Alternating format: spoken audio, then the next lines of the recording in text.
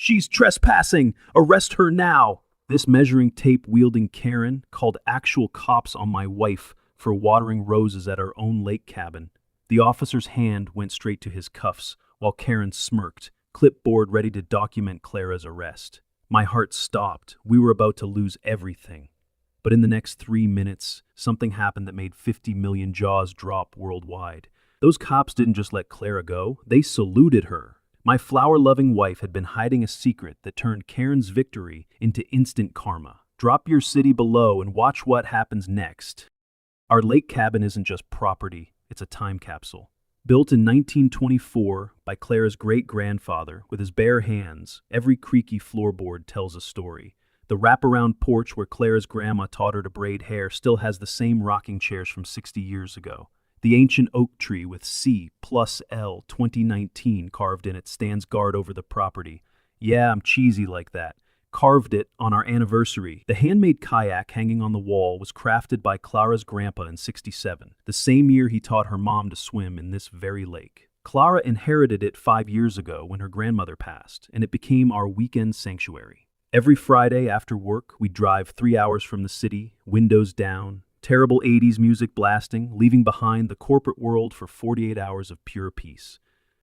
The mornings here were magic. Clara would wake before sunrise, make coffee in her grandma's percolator. The thing was older than both of us combined, but made the best brew you'd ever taste. She'd sit on that porch, wrapped in the quilt her grandma made, watching the mists rise off the lake like nature's own theater show. Sometimes a family of deer would wander through, and Clara would whisper, "Morning, neighbors," like they were old friends. I'd usually stumble out an hour later, hair looking like I'd been electrocuted, and she'd laugh that laugh that made me fall in love with her 10 years ago. No measuring tapes determining our happiness. No clipboard-wielding dictators destroying the peace. Just the sound of loons calling across the water and Tommy practicing his "What's Up" social media.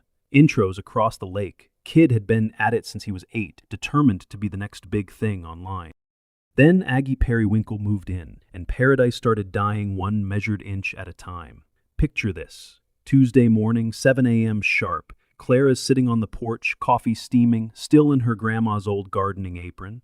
The sun's barely up, painting the lake gold, when this woman appears like she materialized from thin air. Asymmetric bob, so sharp it could cut glass, you know the type, probably demanded to speak to the hairdresser's manager after getting exactly what she asked for. Leopard print blouse that screamed, "I have opinions about your life choices." Designer clipboard that probably cost more than our monthly groceries. And the measuring tape, oh, that measuring tape. Bright yellow, retractable, clipped to her belt like a sheriff's badge of authority. She didn't walk up our driveway, she marched, each step calculated for maximum intimidation. "Excuse me," she announced, already unclipping that tape measure like she was about to draw a weapon. Her voice had that particular tone, sweet on the surface but with razors underneath. "I'm Aggie Periwinkle, your new HOA president." She said it like she expected applause, or maybe a curtsy. Clara, still half asleep and wholly unimpressed, took another sip of coffee before responding. "We don't have an HOA here. That's kind of the whole point of lake living." Aggie's smile could have frozen hell solid. "We do now. I've organized one. Democracy in action." She whipped out her tape measure with a flourish that would make a gunslinger jealous. Without asking permission, she bent down and measured our grass. 3.2 inches. Maximum allowed is 3. Then she pivoted to our kayak, measuring its distance from shore. 9.5 feet, regulation states 10. She even measured the bird bath, for crying out loud. 16 inches diameter. Approved sizes are 12 or 18. Clara just watched, sipping her coffee like she was observing a nature documentary about a particularly fascinating species of crazy. I would have exploded right then, probably would have grabbed that measuring tape and used it to measure the distance my foot could travel up her behind. But Clara, she had that look I'd seen before. Usually right before she demolished someone in court. She was studying Aggie like a scientist, observing a new strain of virus, cataloging every symptom for future treatment. "These are all violations," Aggie continued, scribbling on her clipboard with aggressive precision. "I'll be filing formal notices. You'll receive fines accordingly." Then she looked at our cabin, our beautiful 100-year-old cabin, and her nose wrinkled like she'd smelled something rotten. "This structure is clearly not up to community standards. When was it last painted?" Clara set down her mug very carefully. 1987. My grandpa's last project before he died. Aggie made a note that somehow sounded dismissive. Unacceptable. Current bylaws require repainting every 5 years with approved colors only. She pulled out a color swatch that looked like 50 shades of beige. I'll add that to your violations. That's when Clara's eye twitched. Just once, barely noticeable. But I saw it. That tiny twitch meant someone had just made a very, very big mistake. Those roses, Aggie continued, pointing at Clara's grandmother's pride and joy, exceed the 6-inch maximum for decorative flora. They'll need to be cut back or removed. The roses that had bloomed every summer since 1924. The roses Clara's grandma had gotten from her own mother. The roses that were planted the day the cabin was finished, a celebration of new beginnings and dreams made real. Clara stood slowly, and even in her pajamas and old apron, she somehow looked dangerous. Those roses stay. Aggie smirked, clearly thinking she'd found a pressure point. Rules are rules, Mrs. Thompson. Or should I say, Miss Mitchell? The way she said it, that slight pause, that knowing tone, it made my blood run cold. Clara's face didn't change, but her knuckles went white around her mug. That afternoon, Mrs. Mitchell shuffled over from next door. At 78 years old, she'd lived on this lake longer than anyone except Clara's family. Her hands shook as she sat on our porch, accepting the lemonade I offered. That woman is dangerous, she whispered, even though Aggie's house was 100 yards away. She made the Johnsons move last month, the Patels before that. Even Pastor Dave lived here 40 years, baptized half the county in this lake, and she drove him out. Clara leaned forward, her lawyer instincts kicking in. How exactly did she manage that? She finds violations nobody knew existed, Mrs. Mitchell explained, her voice trembling. Files complaints with the county, makes life hell until people sell, always for less than the property's worth, way less. She leaned closer, dropping her voice even more. I heard she was some big developer before. Had a company, built those ugly box stores all over. Then some female attorney general caught her doing something illegal, fraud or something. Lost everything. Company gone, money gone, reputation destroyed. Now she's back, but playing small ball, targeting lakefront properties one by one. Clara's eyes narrowed. A female attorney general, you said? Mr. Mitchell nodded. That's what I heard. Apparently it was brutal. The AG didn't just win. She destroyed her. Aggie spent 2 years in court. Ended up bankrupt, had to sell everything. They say she had a breakdown, disappeared for a while. Then she shows up here, all smiles and measuring tapes, but I can see the rage in her eyes. That's when Tommy popped up from behind the porch rail where he'd been hiding. 10 years old, eternally recording, never met a moment he didn't want to share with his 50,000 subscribers. Mrs. Clara, this lady's measuring your flowers. Content alert, drama alert. This is better than my fishing videos. We rushed outside to find Aggie actually measuring the height of each individual rose. She had a whole chart, documenting each flower like she was conducting a scientific study in pettiness. These exceed the 6-inch maximum for decorative flora, Aggie announced, not even looking up from her clipboard. 7.3 inches average. Unacceptable. Clara's eye twitched again, twice this time. Those roses are from 1924. Her voice was dangerously quiet. They were planted by my great-grandmother. Rules are rules, Aggie repeated, that smirk spreading. I'll file this violation today. First fine is $50, continues daily until corrected. She stood, brushing imaginary dirt off her pressed khakis.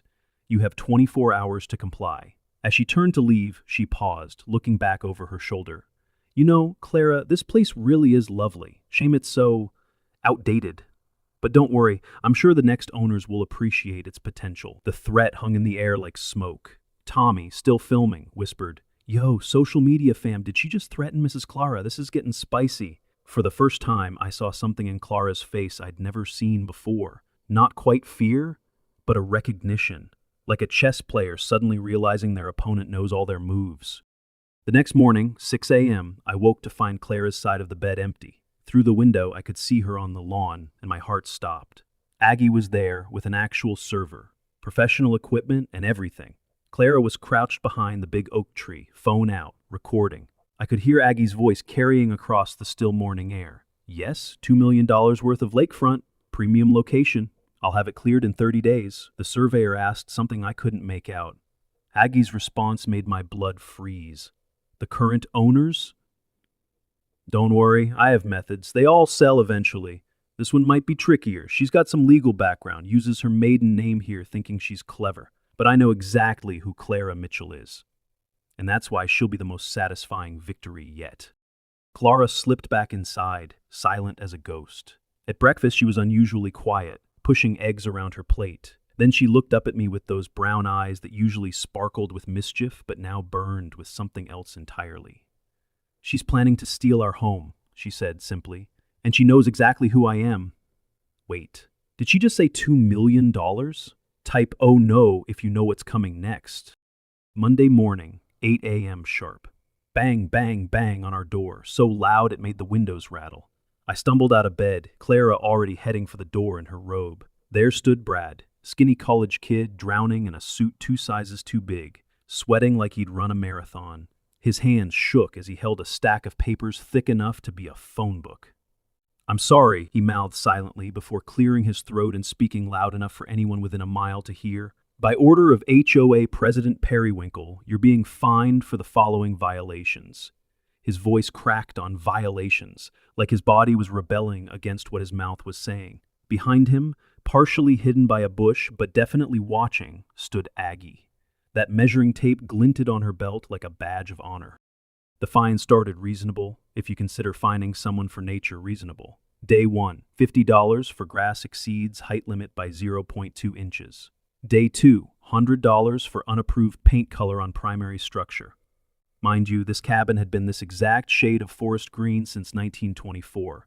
It wasn't just paint, it was history layered on wood. Day 3 made me actually laugh out loud. $150 for noise violation, birds singing before 8 a.m. How exactly were we supposed to control when birds sang? Day 4, $200 for kayak placement, irregular and non-conforming. Day 5, $300 for mailbox tilted 2 degrees off perpendicular. By this point, I was keeping a running tally on our fridge with a magnet that said, "World's okayest husband. Clara's gift to me last Christmas." $800 in 5 days for essentially existing. Each fine was delivered by Brad, and each time he looked more miserable. The kid was obviously suffering. His hands shook worse each visit, and once I caught him mouthing, "Help me," before Aggie yanked him away by his collar like a misbehaving puppy. "This is insane," I shouted after the 3rd day, waving the bird singing violation. "She's fining us for birds singing? What's next, charging us because the sun reflects off the lake too brightly?" Clara, meanwhile, stayed eerily calm. She photographed each notice, organized them in a folder labeled evidence in her precise handwriting. She'd thank Brad politely each time, which seemed to confuse him more than anger would have. But I knew my wife. This wasn't acceptance. This was preparation. Clara approached conflict like a sniper, silent, patient, waiting for the perfect shot. Friday night changed everything. We'd received 17 violations, totaling $2,400 in fines. Then Brad appeared at our door at 9 p.m., way past normal harassment hours. He looked like he'd been crying. The paper he handed Clara was different, heavier, official. "Final notice," screamed across the top in red letters that might as well have been blood. "Pay $5,000 in accumulated fines or face forced sale proceedings." His voice broke completely as he read it. You have 7 days to comply, or the HOA will initiate legal action to force the sale of your property." For the first time since this nightmare started, I saw Clara's hands shake. Not with fear. Clara didn't do fear. This was rage, pure and barely controlled. She held that paper, staring at her grandmother's photo on the mantel, the one where her grandma stood in front of this very cabin, proud and strong, the day she'd paid off the mortgage in 1962. Clara's voice came out as a whisper. "This cabin is all I have left of her. She taught me to swim in this lake. Taught me to stand up to bullies right on that porch. Taught me that justice matters more than power. And now..." A single tear ran down her cheek. In 8 years of marriage, through her father's death, through the miscarriage we never talked about, through every hard thing life threw at us, I'd never seen Clara cry. "Hey," I pulled her close, feeling her tremble against me. "We'll fight this. Together. That's what we do, right? Team Thompson against the world." She nodded against my chest, then pulled back. The tear was gone. In its place was something that made me simultaneously proud and slightly terrified. Steel. Pure, refined, sharp as hell steel. "You're right," she said, and her voice had changed. Gone was the shaky whisper. This was Clara's courtroom voice, the one that made opposing counsels sweat. Grandma didn't raise a quitter, and she definitely didn't raise someone who'd let a bitter, measuring, tape-wielding bully steal what 4 generations built. She stood up, walked to her grandmother's photo, and touched it gently. Time to show Aggie Periwinkle what happens when you come for a Mitchell woman's home. Clara transformed our living room into what looked like a command center from a legal thriller movie. Papers covered every surface, the coffee table, the couch, even spread across the floor in some complex pattern only she understood. Her laptop had 17 tabs open, and she'd connected her phone to continuously record for documentation purposes. What exactly are you doing? I asked, bringing her coffee number 4. She'd switched to her research fuel. Dark roast, no sugar, no cream, no mercy. What I do best, she replied, fingers flying across the keyboard. Research, due diligence, and finding the truth. She started simple, social media stalking. Aggie's profiles were public because of course they were. People like Aggie wanted the world to see their victories. Photos of her beside signs reading, "Future Site of Paradise Lakeview Resort." Posts about cleaning up neighborhoods and improving community standards. But the comments told a different story. Former neighbors warning others. People sharing horror stories about fines and forced sales. Then Clara went deeper. She knew exactly what forms to file for official HOA documents, Freedom of Information Act requests that most people wouldn't even know existed. While we waited for those, she did something that showed just how serious this had become. She called in favors. "Hey, Jennifer, it's Clara. Yeah, I know it's been a while. Listen, I need you to run a property record search. Aggie Periwinkle. Yeah, that Aggie Periwinkle. My wife, it turned out, had connections I didn't even know about. By Thursday, responses started coming in. Leo, look at this. She showed me bank statements she'd somehow acquired legally. I didn't ask how. January 15th, $30,000 deposited to HOA account for landscaping project. But, look outside. See any new landscaping? I peered out the window at the same scraggly bushes and patchy grass that had been there since we arrived. She stole 30 grand? I couldn't believe it.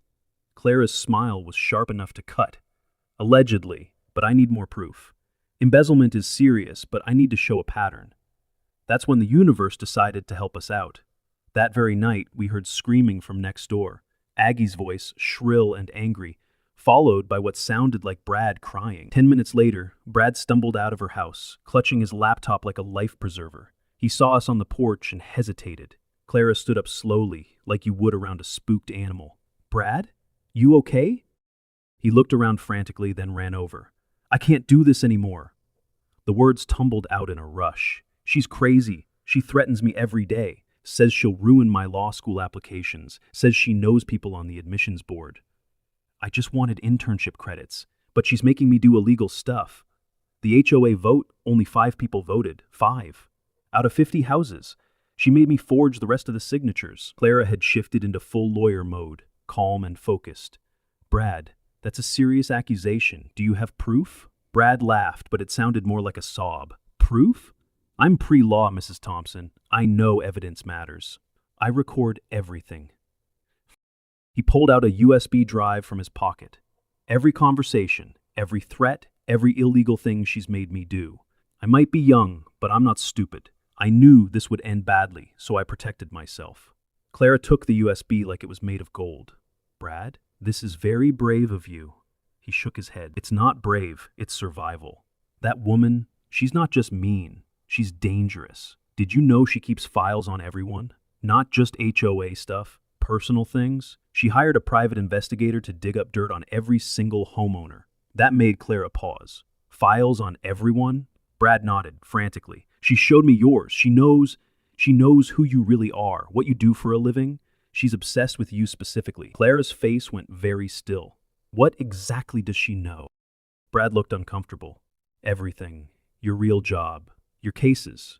She especially focused on something from 5 years ago. Some big real estate fraud case. She had newspaper clippings, court documents, everything. She'd stare at them for hours, muttering about revenge and justice and showing people what real power looks like." Clara and I exchanged glances. "Brad," Clara said gently, "I'm going to need you to be very specific. What exactly did she say about me? He squirmed. She said you destroyed her life, that you took everything from her, her company, her money, her reputation. She said you hid behind your position and your power to crush honest business people. And now she was going to show everyone what you really are, a hypocrite who uses her position to hurt others. Clara plugged in the USB drive. File after file appeared on her screen, but one stood out. Paradise_master_plan doc. We opened it together, and my jaw dropped so hard I'm surprised it didn't hit the floor. It was a complete development proposal, every detail planned out. Phase 1. Force out undesirable cabin owners through HOA harassment. Phase 2. Buy properties at drastically reduced prices. Phase 3. Demolish and build Paradise Lakeview Resort. Our cabin was marked in red. Phase 1. Priority target. Estimated value $2 million. But at the bottom, and what looked like a chat log, was the real bombshell. Aggie, that female AG destroyed me 5 years ago. Cost me everything I'd built.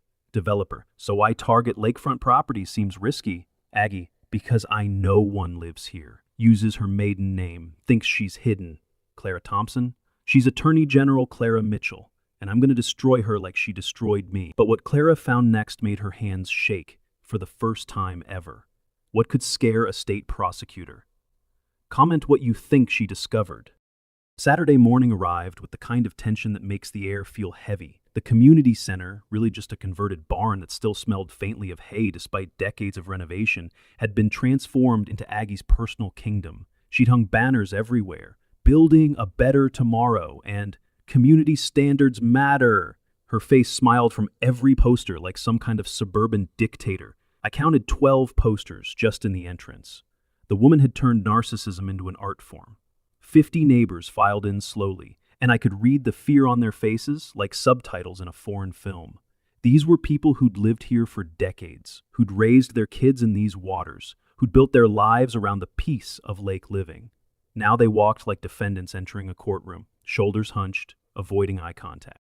Mrs. Mitchell sat in the front row, her usual strength seeming fragile as tissue paper. Her hands trembled as she clutched her purse, and I noticed she'd worn her nice church dress, the kind of armor people put on when they know they're heading into battle. Tommy had arrived early to set up his streaming station.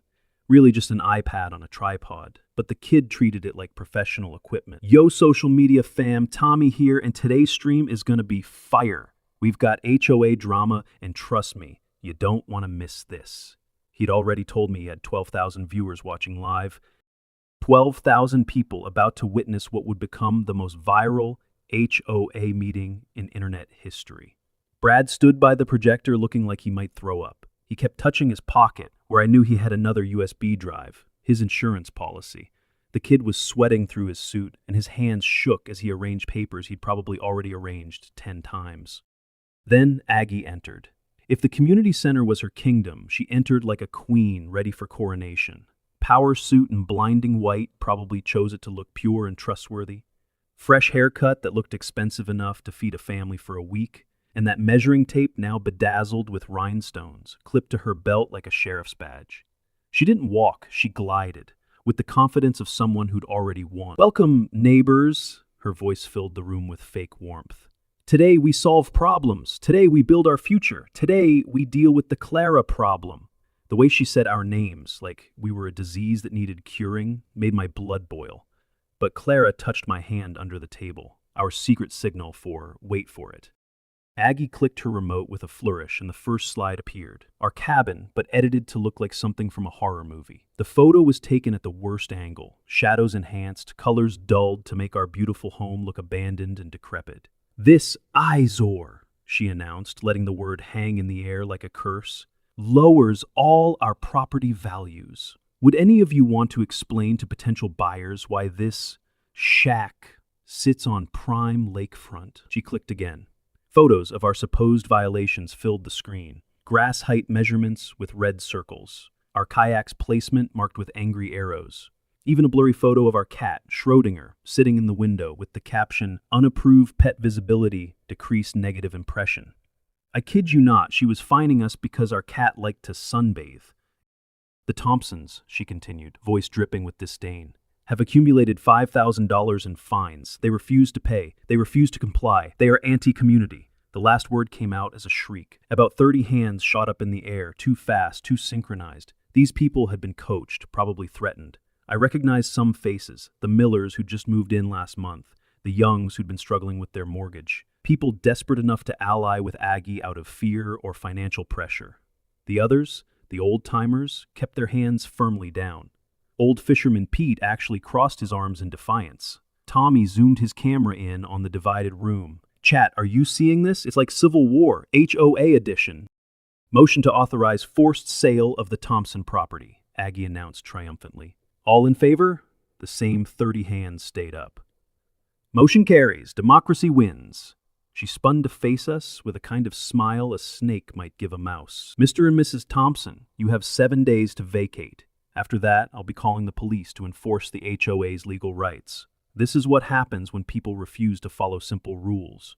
This is what happens when people think they're above the community standards. I wanted to jump up, to scream, to point out every lie and manipulation. But Clara rose slowly instead, with the kind of calm that comes before hurricanes. The room went silent except for the faint whir of Tommy's iPad adjusting focus. I have some questions about democracy, Clara said, her voice carrying the kind of authority that made even Aggie step back.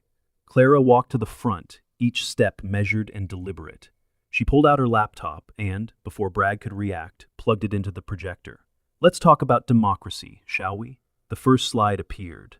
Original HOA bylaws required 75% vote to form. Clara let that sink in.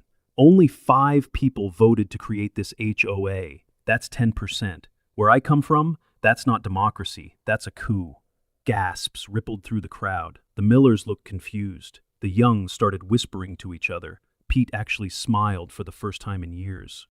Clara clicked to the next slide. $30,000, where is it? Bank statements filled the screen, deposits, withdrawals, and one glaring fact. $30,000 for landscaping that never happened. Every cent of HOA money must be accounted for, Clara explained, voice steady as a surgeon's hand. Page 47 of the bylaws you wrote, Aggie. So where's the landscaping? Aggie's face went from red to purple. You can't access those records. That's private HOA business. Clara's smile could have cut glass. Actually, any member can request financial transparency. It's the law, the actual law, not the made-up rules you've been using to terrorize these people. She clicked again. Chat logs appeared on screen. Tommy practically vibrated with excitement.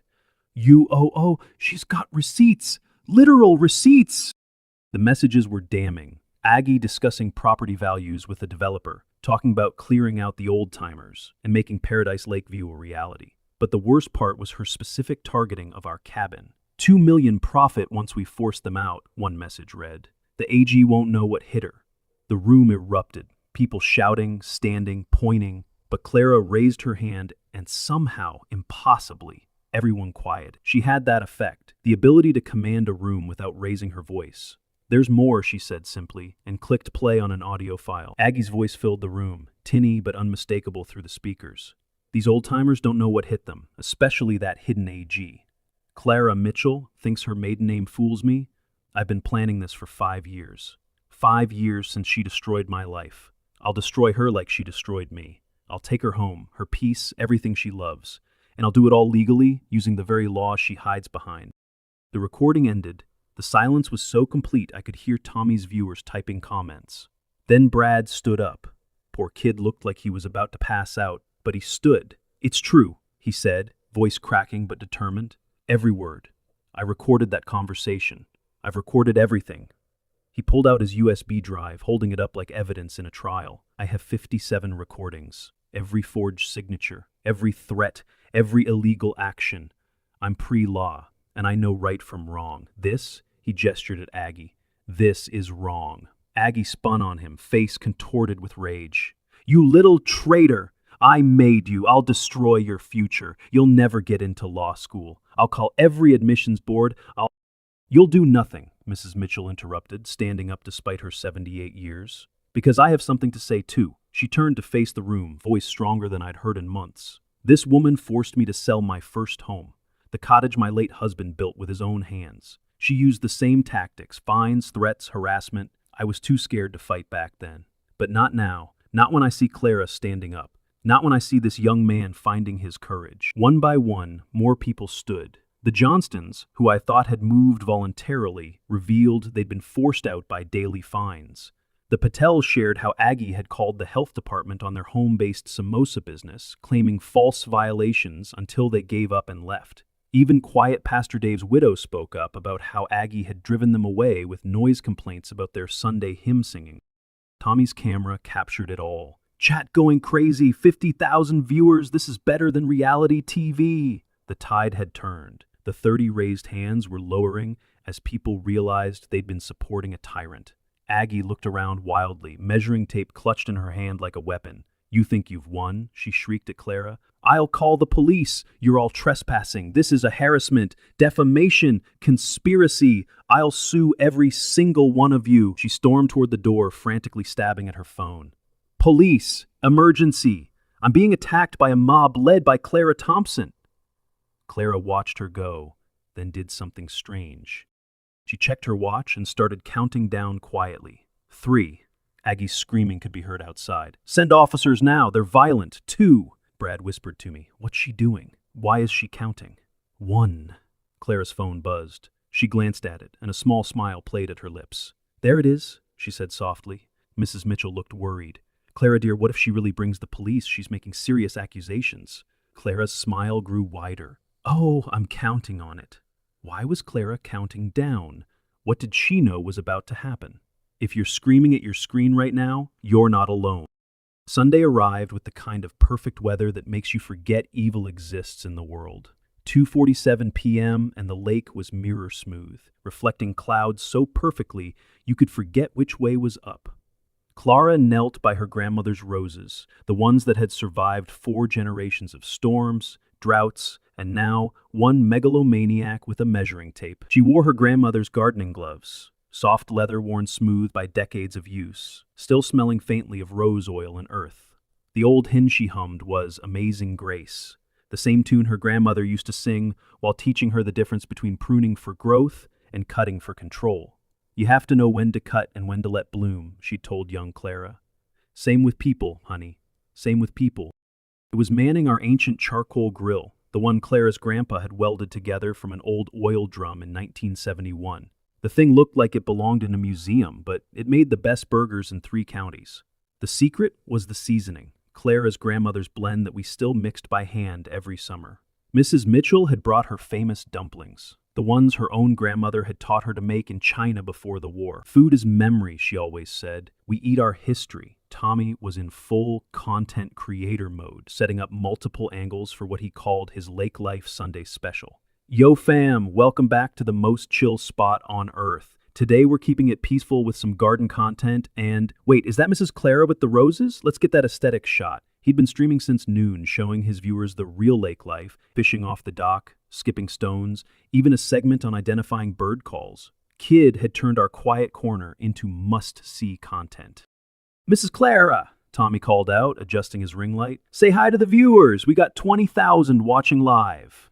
Clara looked up from her roses, that dirt smudge on her cheek that always made my heart skip. She waved, looking nothing like the sharp-dressed attorney general who made opposing lawyers sweat. Here she was just Clara, bare feet in the grass, hair pulled back in her grandmother's silk scarf, wearing the paint-stained jeans she refused to throw away because they'd been with her through every cabin repair. Hi, everyone, she said with that easy smile. Remember to stop and smell the roses. Life's too short not to. Mrs. Mitchell chuckled from her lawn chair. Such wisdom from someone so young. Your grandmother would be proud. She was working on her knitting, a blanket for her newest great-grandchild. Every stitch was perfect, despite her arthritis, because Mrs. Mitchell didn't believe in doing anything halfway. You know, Mrs. Mitchell continued, needles clicking in rhythm. After yesterday's meeting, I thought Aggie would... That's when we heard them. Sirens. Not the distant kind that might be heading somewhere else. These were close, getting closer, and clearly heading our way. My spatula froze mid-flip.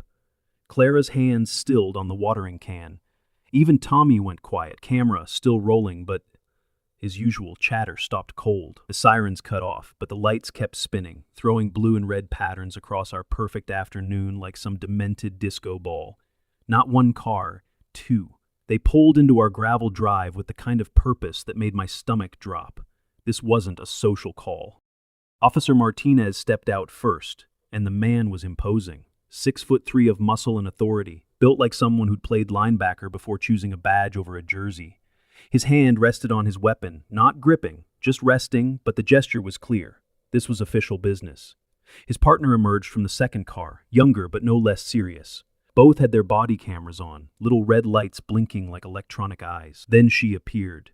Aggie Periwinkle burst from behind the thick honeysuckle bushes that separated our properties. She'd been hiding there, who knows how long, waiting for this moment.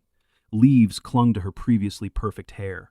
Her white power suit had green stains from the foliage. Her face was flushed with triumph and rage, making her look like some deranged Christmas ornament.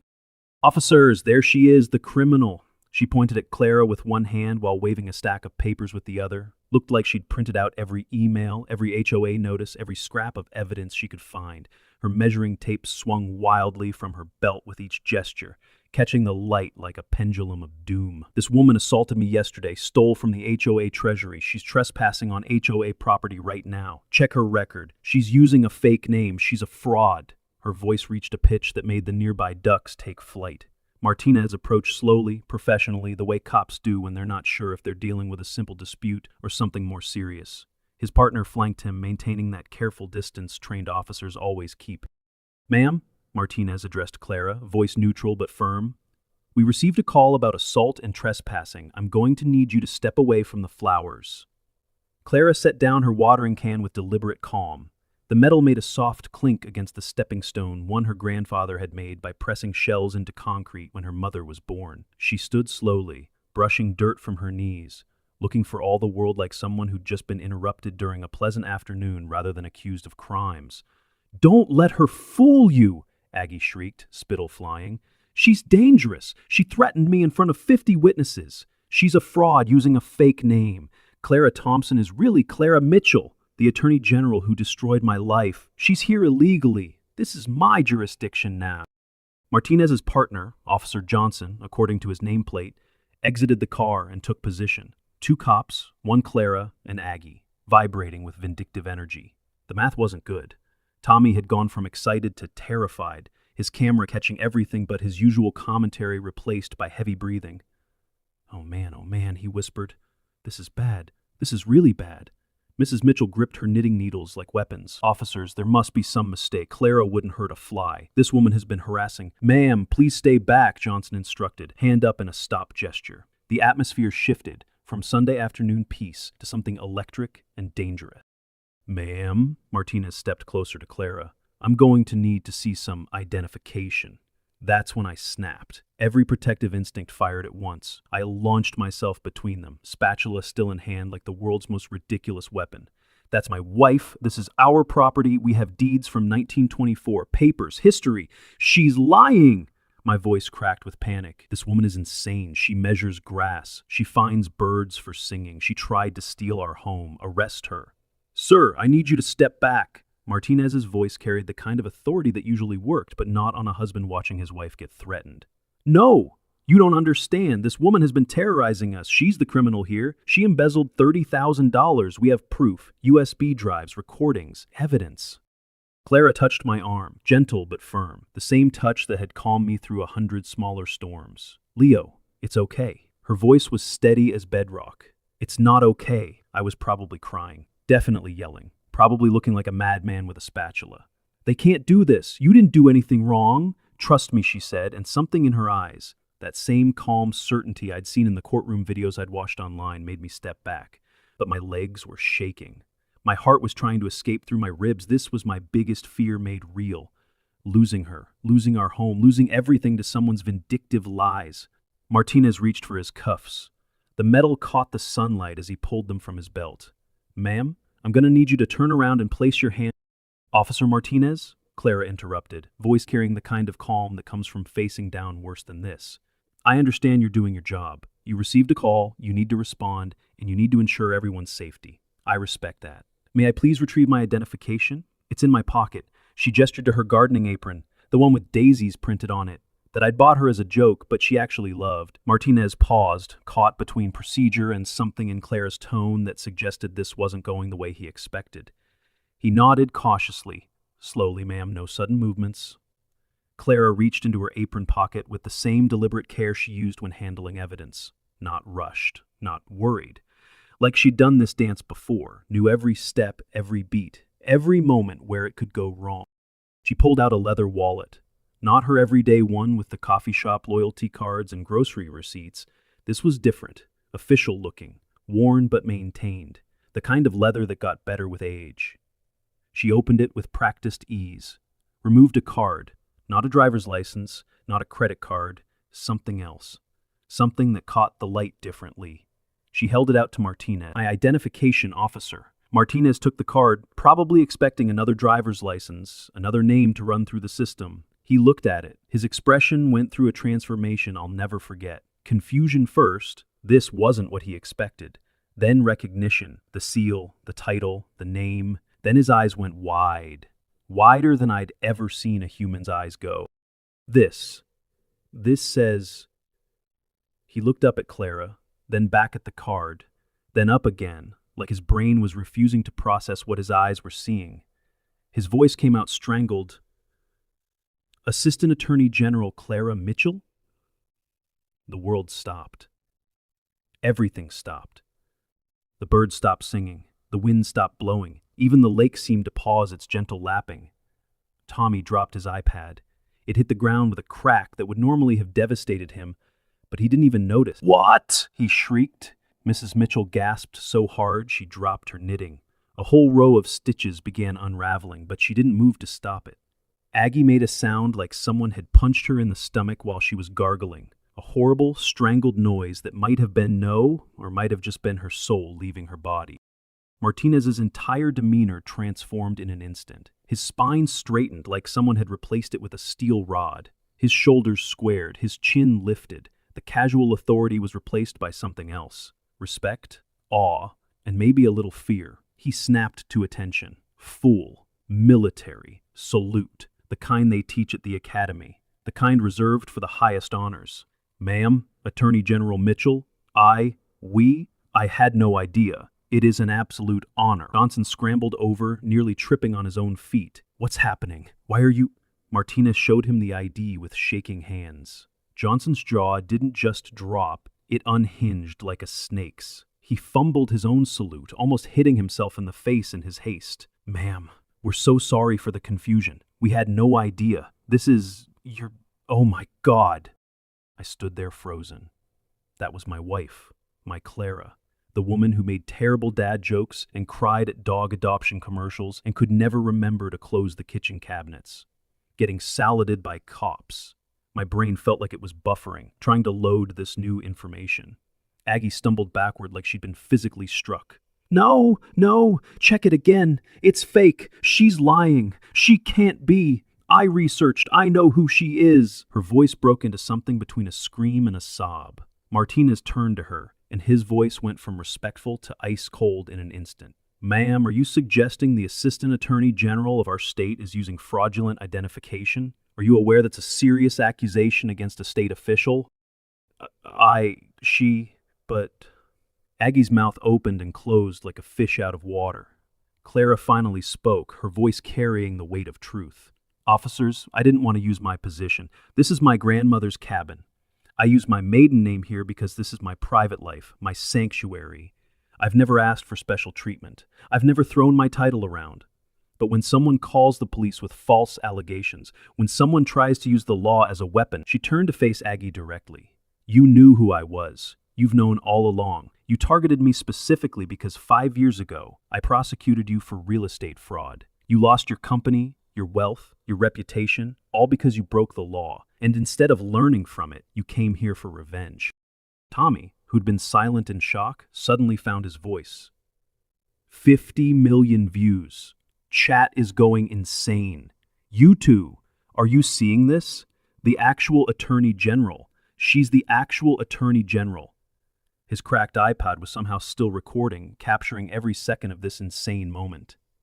But you made one mistake, Clara continued, her voice steady as a judge's gavel. You thought I'd immediately flash my badge, use my power, prove your point that I'm just another corrupt official who hides behind their position. Instead, I let you show everyone exactly who you are, a criminal who never learned her lesson. Aggie tried to run. In her panic, she spun too fast, and her foot caught on her own measuring tape, the one she'd weaponized against us for weeks. She went down hard, face first into Clara's grandmother's rose bush. The thorns caught her perfectly styled hair, her white suit, her dignity. She landed in a sprawl that would have been funny if it wasn't so pathetically perfect. The measuring tape unrolled beside her, like it was taking one final measurement, the distance of her fall from grace. Poetic, justice, served with a side of roses. But the cop didn't arrest Clara. He did something that made 50 million people replay this moment. What was it? Your jaw is about to drop. Keep watching. Martinez helped Aggie to her feet, professional despite pulling someone from a rose bush. She had scratches on her face, leaves in her hair, and her dignity thoroughly shredded. Ma'am, Martinez said, producing his cuffs, you're under arrest for filing a false police report, harassment of a state official, and, he glanced at Clara, embezzlement, fraud, and racketeering, Clara supplied calmly. I'll be filing formal charges Monday morning. Wait! Brad came running, USB drive held high. I have everything, every crime. I'm pre-law and I want a deal. Martinez took the USB while securing Aggie's wrists. The click of the cuffs was the most satisfying sound I'd ever heard. Tommy hadn't stopped narrating. Fam, we're at 57 million views. The Attorney General just got a Karen arrested. With roses? Mrs. Mitchell stood slowly. Officers, I'd like to file a complaint too. This woman forced me to sell my previous home through harassment. More neighbors appeared. The Johnstons, the Patels, even reclusive Gary, all with stories, all with evidence. Aggie's last words as they guided her to the patrol car. I'll sue everyone. My lawyer will destroy you. Clara watched the car disappear. No, she said quietly, you won't. Because tomorrow, I'm personally filing charges with the state. Your days of terrorizing good people are over. 6 months later, we were having dinner when mail arrived. A postcard from Riverside Heights showed Aggie at a ribbon-cutting ceremony. New HOA president brings order. She wore a new bedazzled measuring tape. I started laughing uncontrollably. Clara looked concerned until I gasped. Look up Riverside Heights Attorney General, she typed quickly. Then saw Colonel James Thompson, USMC retired, 20 years military justice, zero tolerance policy, prosecuted 47 HOA fraud cases. Clara read it twice, then started giggling. The giggle became hysteria. We laughed until our sides hurt. She moved to his district? Clara wheezed. A Marine colonel who specializes in HOA fraud? Tommy burst in. Clara, we need a follow-up video. Karen moves to Marine Attorney General town. Later, Clara sat watering her roses as Tommy filmed. What would you tell others dealing with HOA Karens? Tommy asked. Clara smiled. Document everything. Know your rights. And remember, silence isn't weakness. Sometimes the quietest person is the most dangerous. But you're super nice. That's the point, Tommy. Real power isn't about using it. It's about knowing when not to. Like when the cops saluted you? Exactly. Aggie spent weeks measuring everyone else. She never stopped to measure herself. 6 months later, Clara gets mail that made her laugh so hard she cried. What did Karen do now? Still watching? You're a legend. Drop your city below. Karen might be coming for you next.